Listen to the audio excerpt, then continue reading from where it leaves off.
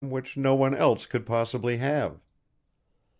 All we want is to learn what you know about this tragedy, what you know and what you think."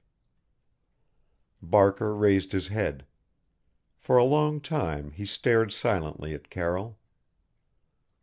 "I don't know who you are," he remarked at length, "but you seem to be on the level." "I am on the level," returned Carroll quietly. "My name is David Carroll." "Oh, so you're David Carroll?" The query was a sincere tribute. "Yes, I'm Carroll, and I'm working on the Warren case. I don't want to cause trouble for anyone. But there are certain facts which I must learn. You can tell me some of them. No person who is innocent has the slightest thing to fear from me.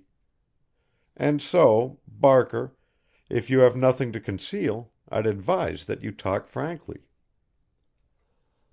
"I ain't got nothin' to conceal. What made you think I had?" "I don't think so. I don't think anything definite, at this stage of the game. I want to find out what you know." "I don't know nothin' either." Suppose I learn that for myself. I'll start at the beginning. Your name is William Barker?" "Yes, I told you that once." "Where is your home? What city have you lived in mostly?" The man hesitated. "I was born in Gadsden, Alabama, if that's what you mean. Mostly I've lived in New York and around there." "What cities around there?"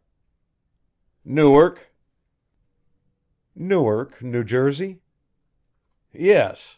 And in Jersey City some, and Paterson, and a little while in Brooklyn." "You met Mr. Warren where?" "In New York.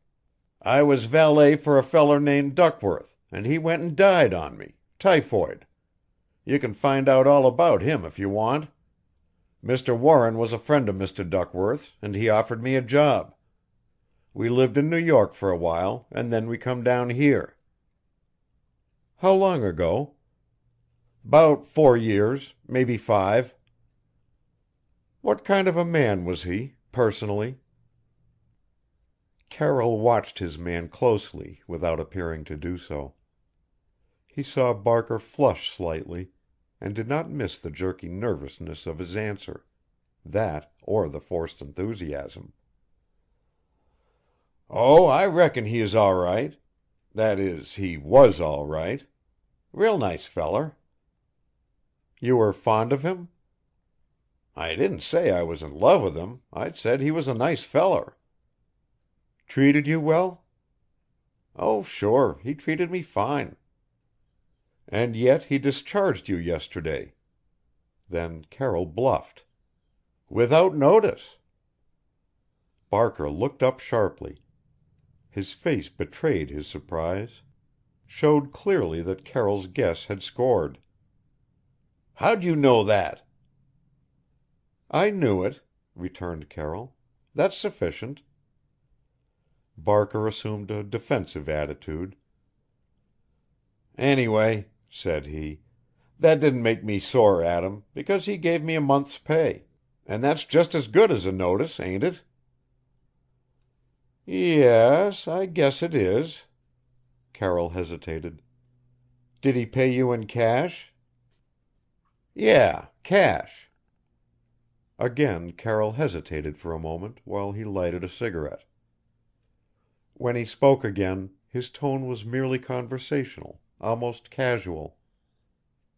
"You've read the papers all about Mr. Warren's murder, haven't you?" "I'll say I have."